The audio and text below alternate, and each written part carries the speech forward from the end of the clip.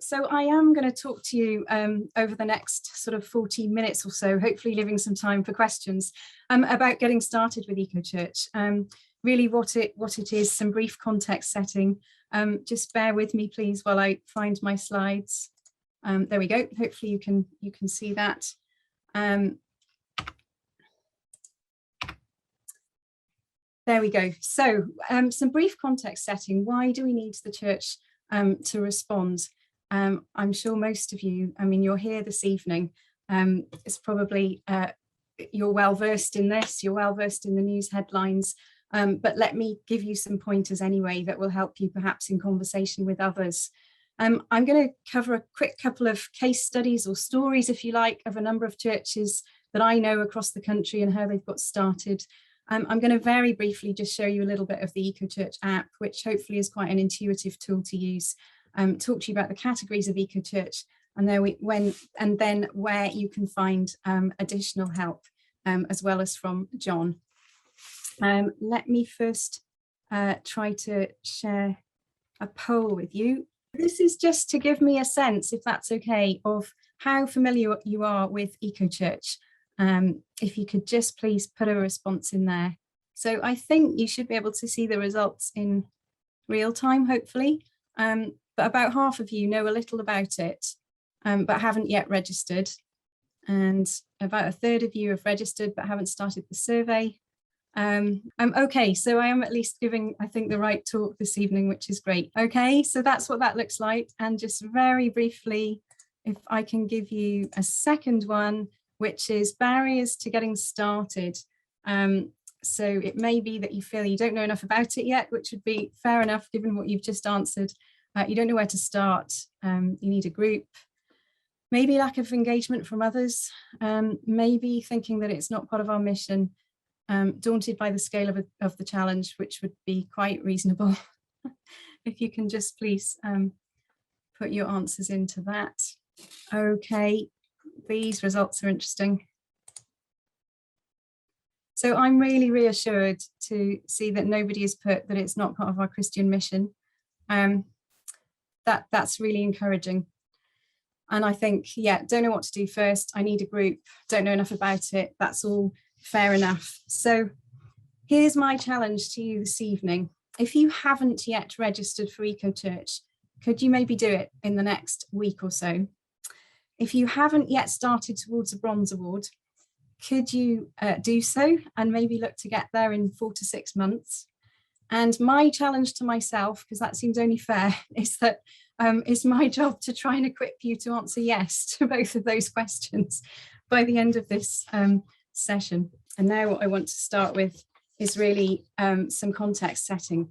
So I don't think I need to tell you much about the time that we're in. The fact that you're here this evening and you read the news and so on, you will realise that we're facing dire environmental crises. So the International Panel on Climate Change, an Intergovernmental Panel on Climate Change in 2018 published a report that said that we needed to keep global warming to within 1.5 degrees above the pre-industrial average, and that we had 12 years left in which to do it.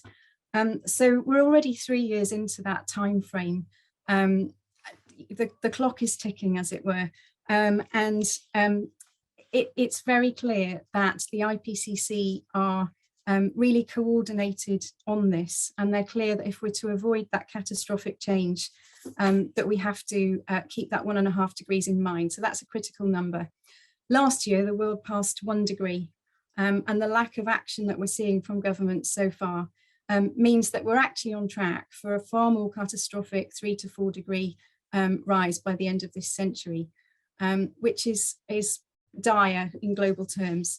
And I think the thing that perhaps is hard for us to get our heads around sometimes is that that's an average. So in some parts of the globe, and we'll know it from headlines, they're experiencing far higher temperatures than that increase of 1.5 degrees. 50 degrees is becoming not uncommon in some of the hottest parts of the world. And frankly, those places are becoming uninhabitable. So, as I said, lots of headlines, and we can feel overwhelmed by these headlines. It can feel difficult to know where to start or to believe that we can make a difference in the face of this. Catherine Hayhoe, who is a Canadian climate scientist and also a Christian and a brilliant communicator, if you ever get a chance to hear her, she does say that our message can be overwhelmingly fear-based.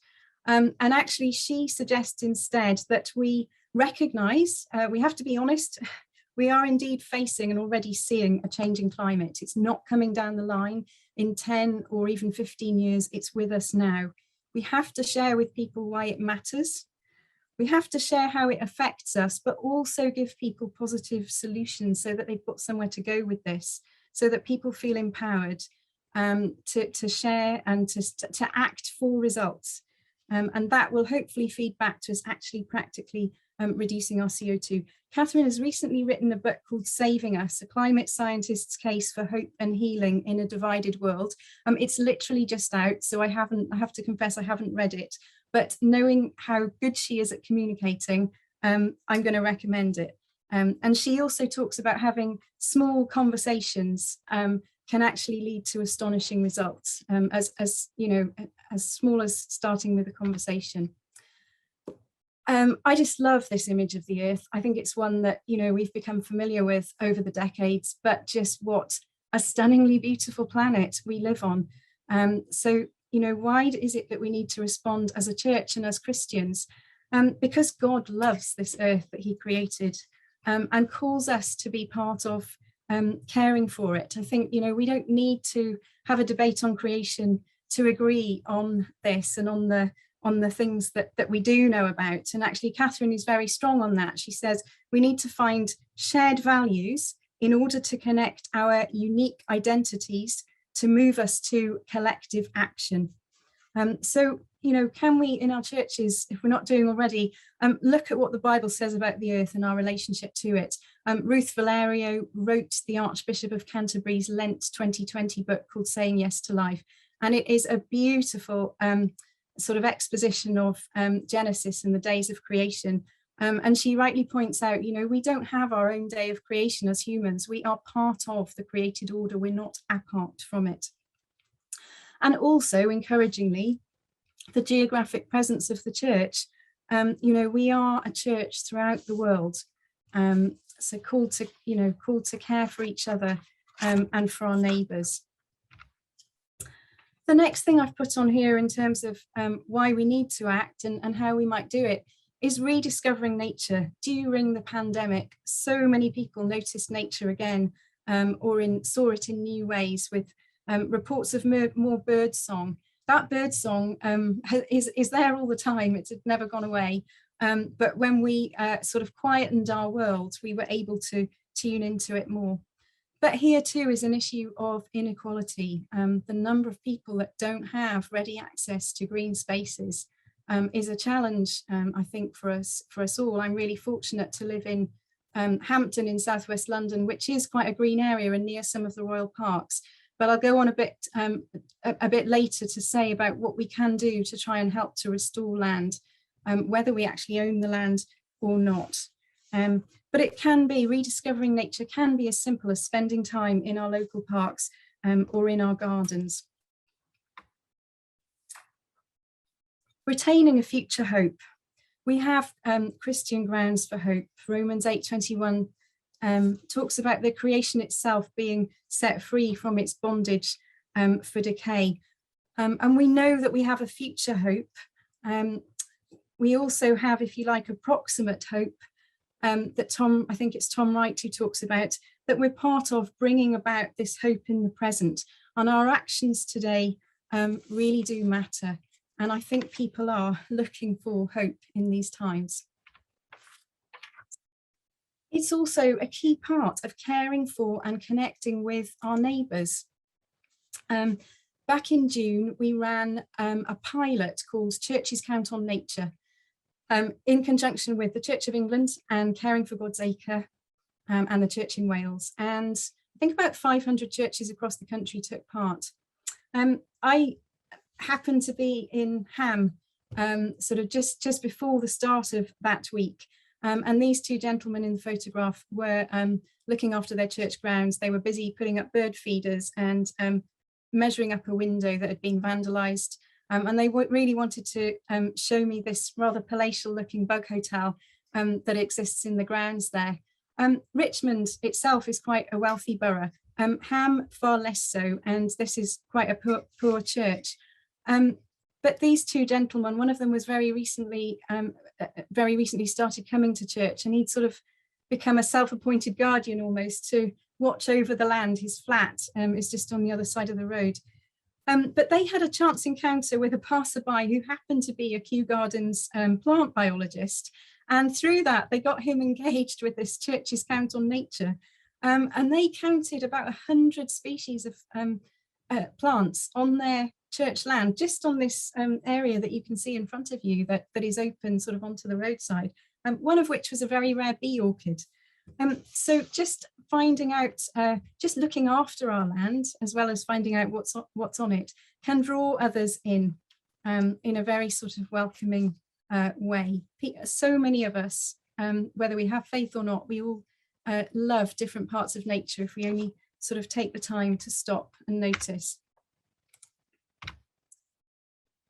The next one, I hope, is not a surprise to you, not least because our young people have been raising their voices and are doing so even now. There is a beautiful pilgrimage of the Young Christian Climate Network currently on their way to Glasgow ahead of COP26. They set off after the G7 summit, and different people have been leading different legs, and different churches have been meeting and engaging with them on the way. Youthscape and Tear Fund did a report earlier this year, which found, so they interviewed a few hundred teenagers, and 9 out of 10 of them are concerned about climate change, but just 1 in 10 believe that the church is doing, 1 in 10 believe that the church is doing enough to respond. So they're looking to the church to lead. And I think in that report, it said, you know, if we'd like you to lead, but if you don't, we will.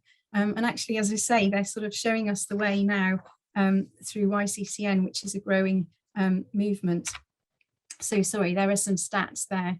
And I think we've got so much to learn from them, but you know, it is their future that we are talking about here. So we need to acknowledge with them and work with them to face into the challenges.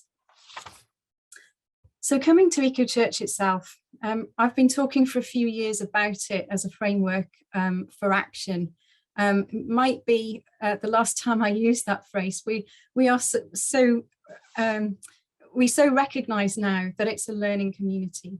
I was just saying before we started the call, we're almost at 4,000 churches across England and Wales, taking part in caring for creation through this scheme or this programme, if you like. But as I say, the richness of it is in being a learning community, being part of webinars and conferences, receiving updates from ourselves, but hearing stories from each other. And we're trying all the time to find new ways of sharing those stories, because when we know a church down the road can do it, then it sort of encourages us to get on with it too.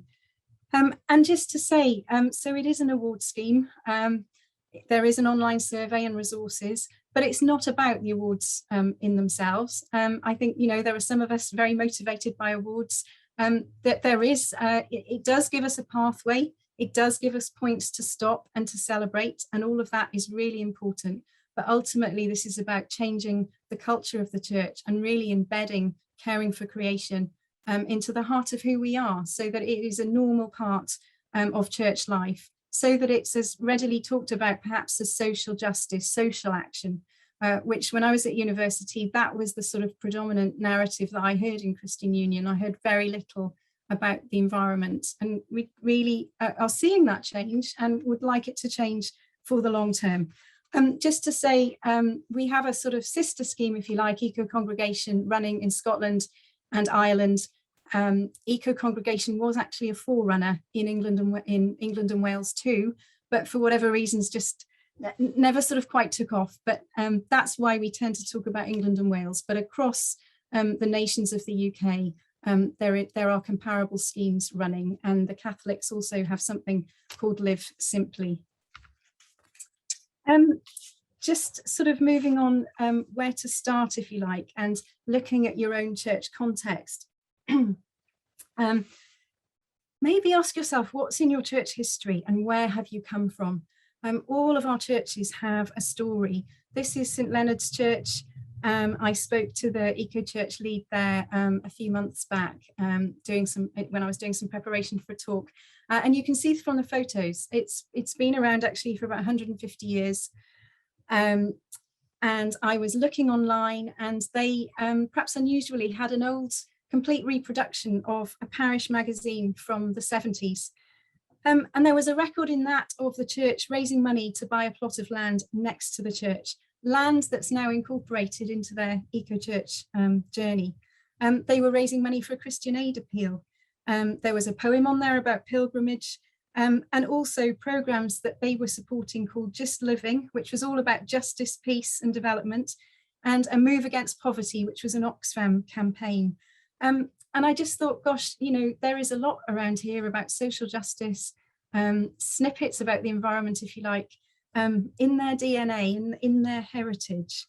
So it can be lovely just to stop and look at who you are as a church and where there might be threads that can be pulled through to our more modern day context, and making the link with social justice as well. You know, we're starting to talk more and more about climate justice, as we will come to in community and global engagement. It's the poorest, not just across the world, but actually in our own societies, who are suffering the most. I'm very conscious of the death of a young girl, I think it was Tower Hamlets, a few years ago, from air pollution. You know, it's everywhere. It's impacting us all, but the poorest the most. Salisbury Cathedral, they are now the first gold awarded cathedral in the country. They had a lovely sort of story in their gold submission, all about their history, an 800-year-old building. In terms of sort of embedded carbon in their building, it was, you know, it was built by hand by stonemasons, and they are trying to replicate that today in the sort of stonework that they do. But they also talked about finding oyster shells used to pack the walls 800 years ago, and that was like the fast food of their day. And today we might have crisp packets and other things that we're using to stuff into eco bricks, and then using those eco bricks to make buildings.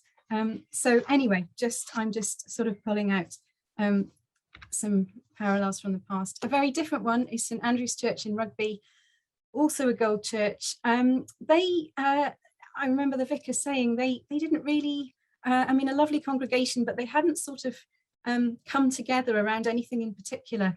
And they did a parish pilgrimage to Assisi, reflecting on the life of St Francis. And then they came back and did a community art project. And they have got a beautiful sort of mosaic at the back of their church, made up of squares of sort of little depictions of creation that people in the church did. So their starting point was from one of reflection and beauty and looking at St Francis. So every church, I think it's fair to say, will have a slightly different starting point. They then really took, I mean, they've done all sorts of things, but they've really gone all out for toilet twinning, and as well as twinning all the toilets in their own church and the local schools, they've sort of worked around the town, twinned the MP's toilet, and so on. Toilet twinning is just one tiny section of community and global engagement, but is such a serious issue. There's something like 2 billion people around the world who don't have somewhere safe to go to the toilet. So that's in there. But you know, some of you may know Tier Fund now do other schemes like bin twinning and tap twinning and so on. But that's a bit of Rugby's story. And then finally, in terms of how people get started, this year is in some ways a defining moment. We've got the COP26 talks coming up in Glasgow in 6 weeks' time. And Bramwell Methodist have sort of galvanised around that, really. And they held a Climate Sunday service. They are working with Hope for the Future, which is a charity that kind of helps people, helps churches to know how to engage with their MPs and how to engage with the political process. So they're part of a group of about 35 churches. And Climate Sunday is calling on churches to hold a Climate Sunday service, commit to take action, which might be sign up for Eco Church or do the next Eco Church Award, sign up for Eco Congregation. And then the speak up element is to actually get in touch with your MP, but also to sign the Climate Coalition's The Time Is Now declaration. But that's been a sort of galvanizing point for them. And I do have a slide on it. You can go to the Climate Sunday website. You'll also find a host of lovely resources on there. Climate Sunday is a coalition. It's from churches together across Britain and Ireland. There's all sorts of organisations involved as well as denominations. So the Church of England is very much involved. And each month, one of the partners, if you like, has been producing resources around a theme. So you'll find from us at Rocha one on climate change and pastoral care, as people really have to sort of come to terms with the seriousness of what we're facing. There's also one on nature-based solutions. There's a resource on food. But I encourage you, if you go away this evening and you've not heard of Climate Sunday, you've not held a Climate Sunday service, it's not too late to do so. Ideally, please do it before COP. Please sign up on the website, because then during COP26, Climate Sunday will present at some point to the government, here's a commitment from, hopefully thousands of churches. We need you to go further, faster. Very briefly onto Eco Church in terms of what it is as a tool. But may I also just say that Eco Church is not always the starting point, though it can be. There are many churches, especially by now, that come to Eco Church at the point of already having taken quite a bit of action, which is just fantastic. It's also not a tick box exercise, though it can be. And I remember, sort of hearing that challenge in the early days of Eco Church. You could just see it in that way, but hopefully it is a resource and a tool to help you to go further. It is hopefully generic enough to have wide application, but with enough flexibility that you can look at your own church situation and ideally work across all 5 categories and get that sort of even spread of engagement, but maybe make a particular focus, like Rugby did with toilet twinning, your thing as sort of best fits you. This is what the login screen looks like. So you can go to the Eco Church website or to the app, to the website there. We'll send resources later. I think, Alison, we've got those ready for you. You log in yourself, you create your own login. Then you put in a user profile. So it will, it's just like signing up to any sort of app, really. You've got your password and so on. Then you choose which church to join. I'll come on to that in a minute, but my home church is All Souls in St Margaret's, Twickenham. And then I'm a member of this test church, Avenue Road Community Church. And then you've got communications preferences on there. Those preferences, that's all of our sort of main comms channels. The one about Eco Church Connect, I'd really encourage you to try. We do quarterly mailings. It's usually full of a mixture of stories and some upcoming events and resources and so on. You can always unsubscribe at any time. You join or register your church by putting in your church name, and then it will come up on Google Maps. And then it will ask you, do you mean one of these churches? And you select your church. You may find that somebody has already registered your church. That sometimes happens. We don't always talk to each other in our churches about everything that's going on. And if that is the case, please just join that church. It's already registered. So just to say, you can have any number of people on there, which enables you to work together on the survey in a sort of collective way. You can then start a survey. It's not time bound. You can go back to it and complete the sections bit by bit. And then it will prompt you at the points that you are ready to submit for an award. So it will tell you when you're ready to get to bronze or silver or gold. So that's what that looks like. Very briefly, a quick overview of the categories. The first one is worship and teaching. I'm going to say a little bit about each of these in a minute. The second is buildings, then land, community and global engagement, which I've already mentioned, and lifestyle. And then in every category, there's space for additional comments. And I'd really just encourage you to share what you're doing. It helps us, it helps me to know what stories to share. It helps us to connect others and to know what's going on. And it sort of puts a flavour on your answers, if you like. And certainly by gold, we're sort of expecting a lot more detail.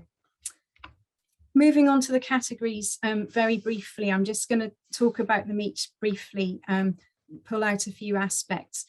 Worship and teaching is foundational. I think, as I said earlier on, if we start exploring together what the Bible tells us about creation, if we develop our love of God and his creation, then hopefully action will follow from that. And before we start even thinking about target setting and measuring carbon, I think we need an ecological conversion of our hearts and minds, as Pope Francis put it in Laudato Si, which he wrote a few years back, or Praise Be. So this category underpins the whole. We're always trying to encourage people through Rocha UK to get out and enjoy creation. We had an open, churches demo day at our Wolffields Reserve in Southall last weekend. We had about 40 people there from different churches, and I took my young son along, slightly with trepidation, because he wasn't filled with joy at the thought of spending 3 or 4 hours at a nature reserve.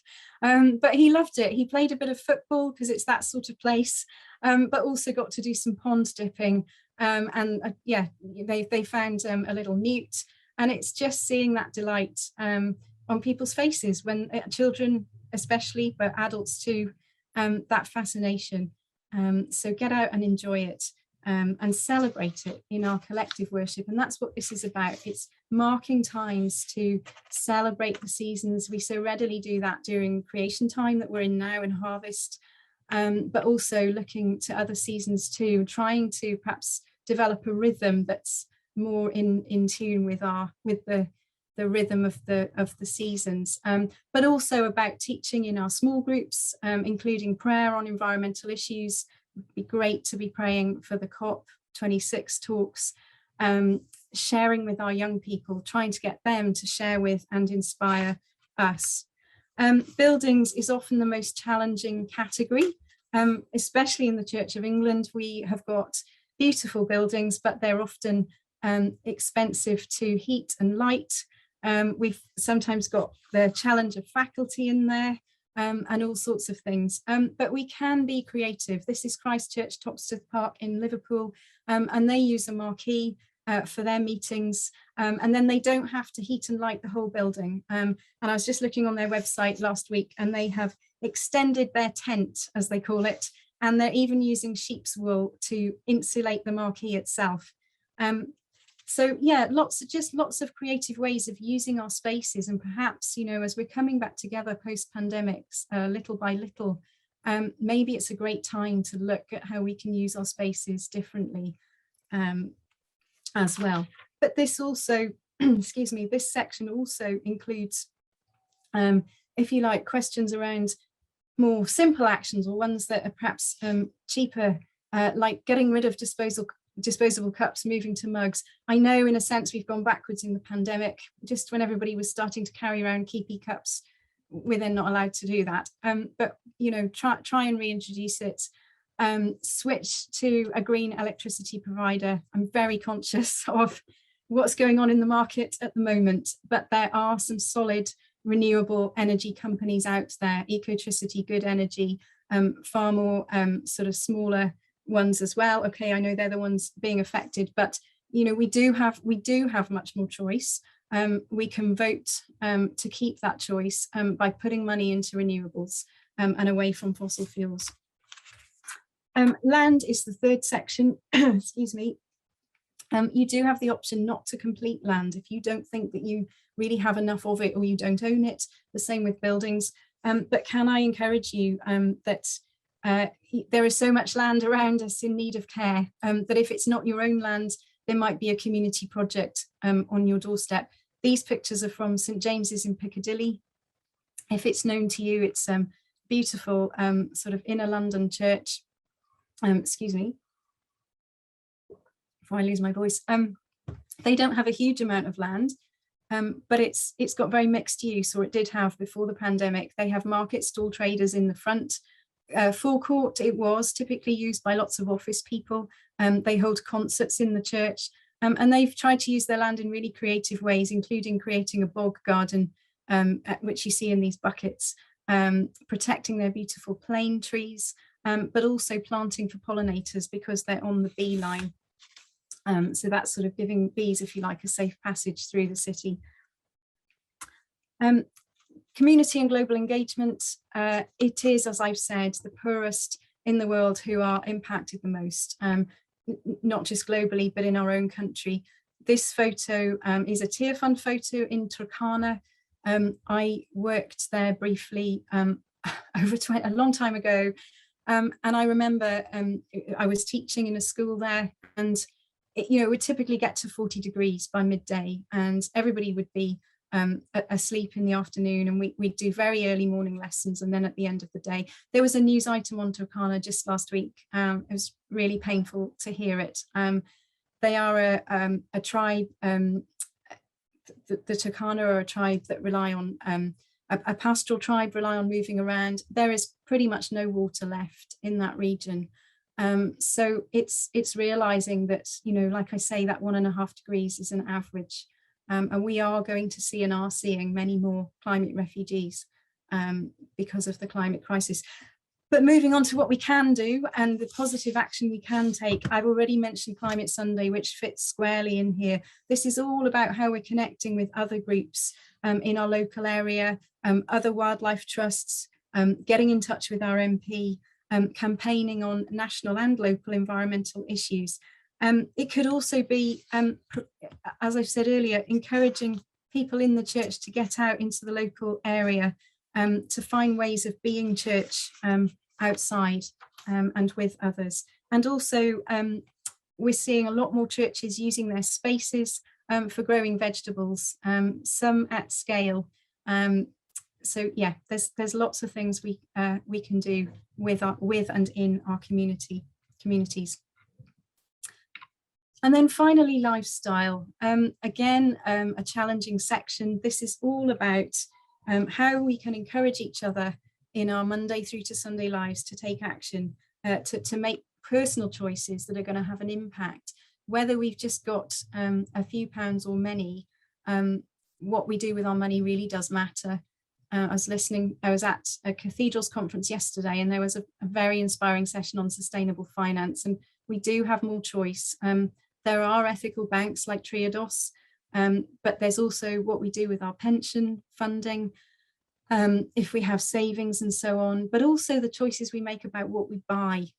And again, little by little, there are more choices appearing. So yes, maybe more pounds towards standalone businesses and fewer to Amazon. But this is a broad section. There's about travel, food, how we can encourage each other, and what we're doing with our church money as well.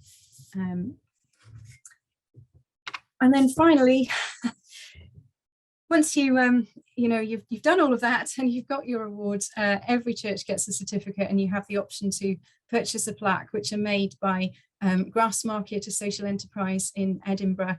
They were being made from recycled church pews, but I think we might have used up all the church pews across the country. They're certainly onto recycled wood at the moment. It's not always church pews when they're available, I think. So yes, that's just an incentive. Sources of information and help. I think some of this will come around on the email afterwards.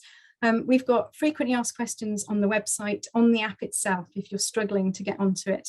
And there's a contact form if you need to get in touch with somebody on the team. In terms of resources, we've got a whole pack of resources on the Eco Church website. They are about to be refreshed.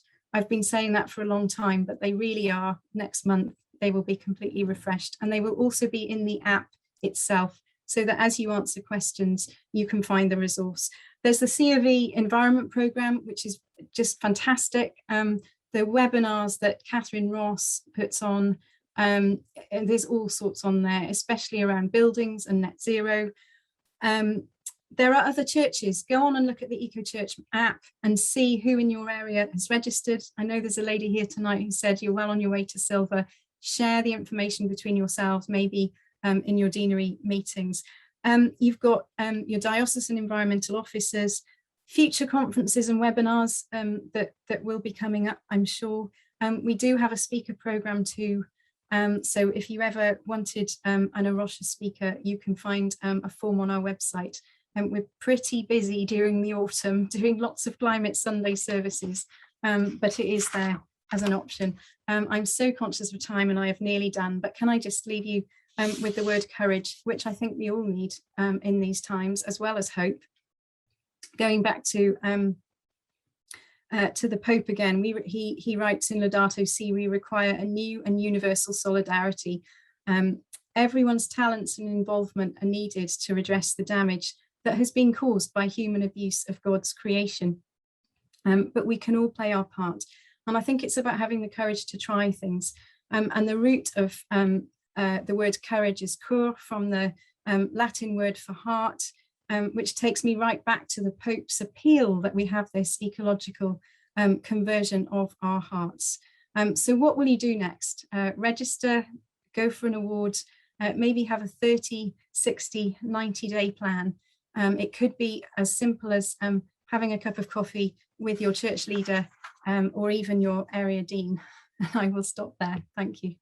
Really good to have a whistle-stop tour. I'm sure we've all got questions, and I think we'll have some time now to ask those, either to Helen or to have conversations within the Stepney area. There was one question to start with about specifically about the app, about whether it works on older iPhones. So do you want to answer the question about how the app works? Oh gosh, yes. Oh, good question. It definitely works from laptops and so on. It's not an app like in the App Store, is it? You don't download. No, it's not. No, it's a web-based. You're so better viewing it on a laptop, really. We've got plans for the app. We know we've got more development work to do. At some point, we hopefully might get around to making it more mobile friendly. But it's not really technically a mobile phone app. It's more of an app that is more of a on the web, and then you've got that's really helpful. It's more of a platform. Yeah, great. So you can do it on your iPhone, but only as if it's a website, basically. Great, that's really helpful. Are there any other questions that people have, or thoughts or comments? There's one question in the chat. Shall I ask that, or does the person who's asked it want to come on? I'm happy to ask it. So I'm Bryony. I'm not in your area. I'm in sort of Ealing part of the world in West London. So I am just so up for this, totally converted. This is so important to us as Christians and as citizens. But I am just spectacularly failing to get anybody else to engage with this in our church. So I'm the assistant curate, I've referred to it in sermons, we've done talks, we've done a Climate Sunday. We've talked about a really tangible thing we can do being to work towards EcoChurch. And I think there's just a sense that everyone's just busy, burnt out, and this isn't meeting that priority area. And I just wondered if any others have come across this and whether you've got any tips for really getting this to happen, because I don't think it's appropriate or possible that I just do this on my own. Do you want to start, Helen, and then if anyone else wants to chip in, I'll try. Down the road. Yeah, no, I hear you, Bryony. And I remember years ago, likewise trying to get this going in my own church, pre-EcoChurch. I'm almost tempted to say step back and go back to the beauty part before, getting people to take action. Could you, if that's where people are at and they feel busy and they need to rest, or it just feels like another thing, could you organise some simple get-togethers to just appreciate what's around us, get people to notice what's on their doorsteps. We did a photography exhibition at my church years ago as a way of getting people to notice and photo, just really simple photos, what's on our doorstep. We got a local schools involved. They did beautiful artwork. Maybe bring it back to some creativity, and then maybe the action will follow. I suppose the other quick thing is perhaps to have one-to-ones. You might have done this already with people, but to try and find those shared values that Catherine Hayhoe talks about. You know, where is the common value? Where does it overlap? It's finding those threads. I'm sure others will have thoughts, so I'll stop there. Thank you, but that is helpful. Thank you. I think Harriet, if you got, do you want to share wisdom? Well, I'm not sure if it's wisdom, but I will offer one or two reflections from our church experience. Tim and I are here from St George's Tufnell Park, and we benefited from a fantastic intern who was actually entirely, well, not entirely, but pretty much responsible for taking us through the bronze award process. And I think it did have an impact on people, but I'm not sure we would have done it or got it done. I mean, Tim may have his view on this, but I suspect we benefited from a very energetic intern. And he's nodding. So this time on an PCC away day, Tim and I put ourselves forward to lead on this. And I don't, Tim will have his own view, but I don't think we felt it was,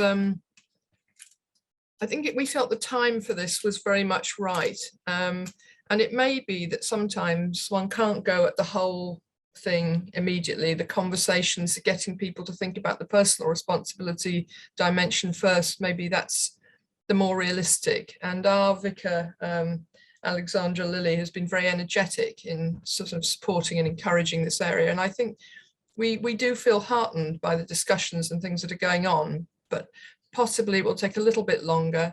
And the other thing I wanted to say is that I think the pandemic has brought some particular challenges, and they are to do with what constitutes an environmentally sound church.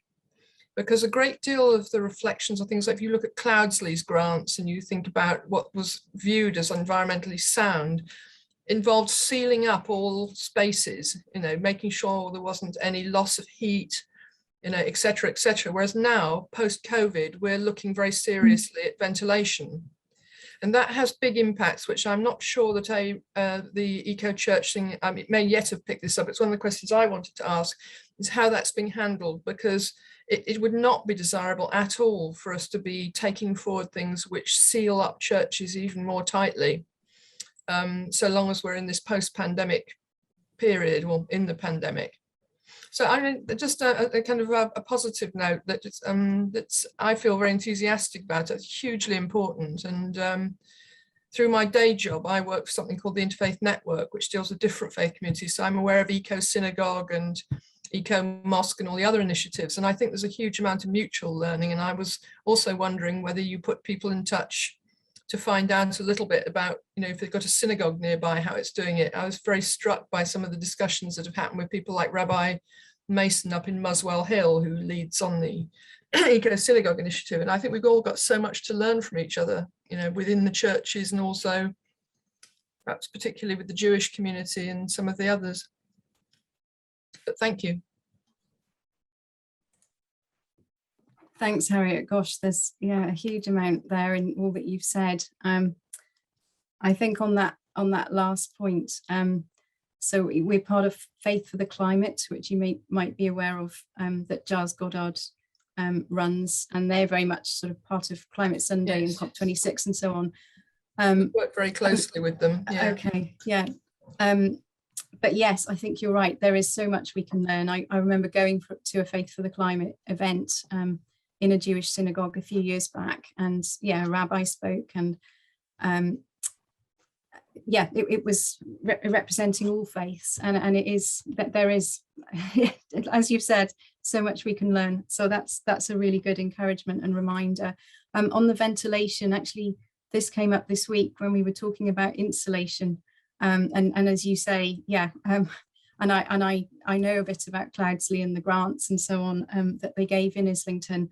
I mean, I hope. So we do need to look at this, and we do keep the survey under review. We're due to do a review of it in the coming year. I hope it's not prescriptive. I think all that I've heard on buildings over the last few years is about doing what's right for our own buildings. I remember hearing from Historic England that, you know, we've got to manage our buildings for the people and the services that we try to offer, and the building itself in terms of how it needs looked after. I mean, interestingly, if we go for more ventilation, we might get to a point where people start to put more layers on to come to church again, which is where that, you know, where we were decades ago. And the lady who spoke from Historic England at one of our conferences had, you know, pictures of people sitting in pews, sort of closed box pews, wearing, okay, maybe not mufflers or whatever. So, you know, maybe it is also about our behaviour. I think we can't manage our buildings in isolation from how we as people need to use them. And I think your point is well made about the ventilation in these times. I'll stop there. Sorry. No, it's great. Thanks, Helen. That's really helpful. And I'm sure if people want to continue that conversation with you, they can get in touch with you through the routes that you've mentioned. There's a couple of questions. Can we do 2 quick fire ones and then before we finish? One question is, are listed churches allowed solar panels? And the second one is, this sounds like there's a story here. How can you engage with others without offending individuals, e.g. stopping using flown in flowers each week, moving towards locally grown dried flowers or potted plants? So sort of how do you do it and take people on board who think this is absolutely abhorrent and you can't possibly change things? Yes. On the listed churches, Salisbury Cathedral has solar panels, as does Gloucester, as does St James's Piccadilly, all listed buildings. It is possible. Somebody put, I think you did, Alison, put Deborah Colvin's name in the chat. So Deborah at SJP, I think would be happy to share her knowledge and wisdom about the solar process. It is doable, yes. You know, I know you need to go through faculty and so on. At St James's, they're not fixed onto the roof. They've sort of got around it in a different way. Salisbury's is far more recent. I don't think it was an easy process for them, but again, I would hope they would happily share their experience. On the flowers or any other area of sensitivity, yesterday it was a question about people wanting to mow the grass to a very, very low level, and being, you know, them being the caretakers of the church grounds. It is hard. We do want to take people with us. I think on the flowers, it would be lovely perhaps to start growing flowers in the church and offer them up as alternatives to the flown in flowers. Gosh, it's a tricky one. Maybe getting people to volunteer to bring in foliage, flowers from their garden. I realise that's not available all year round, but helping people to make the connections. People might just not stop to think about the impact of flown in flowers. So it's sort of expanding the conversation. I've answered everybody's questions, Helen. Well done. I don't know about Great. that. So I'm sure there'll be more as we journey together. But thank you so much for what you said. And as I said on the chat, we will send all this stuff around afterwards with all the links. And also, Helen, can we share your slides? Wonderful. So that will hopefully help as well for those who are trying to get our churches on board to have some stuff to share with them too.